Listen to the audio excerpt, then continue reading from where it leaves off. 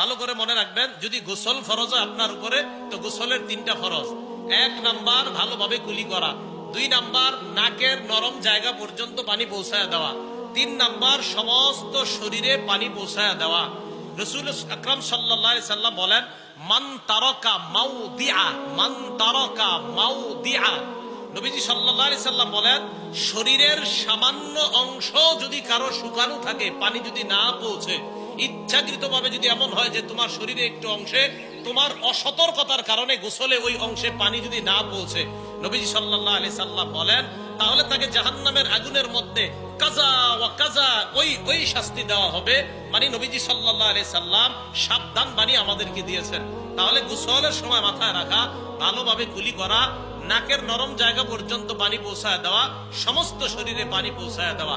কোনো কারণে কুলি করতে আপনি ভুলে গেলেন, নাকে পানি দিলেন আর সমস্ত শরীরে পানি দিলেন, কুলি করতে আর মনে নাই, তখন গোসল করার পরে এক গ্লাস পানি খেয়ে নেবেন, হয়ে যাবে। কি খেয়ে নেবেন? মনে পড়ার সাথে পানি খেয়ে নেবেন, হয়ে যাবে। অথবা পানি মুখে দিয়ে করে কুলি করে ফেলায় দিবেন। বাকি শরীরের কোনো অংশ যেন আপনার শুষ্ক না থাকে। কথাগুলো মনে থাকবে না?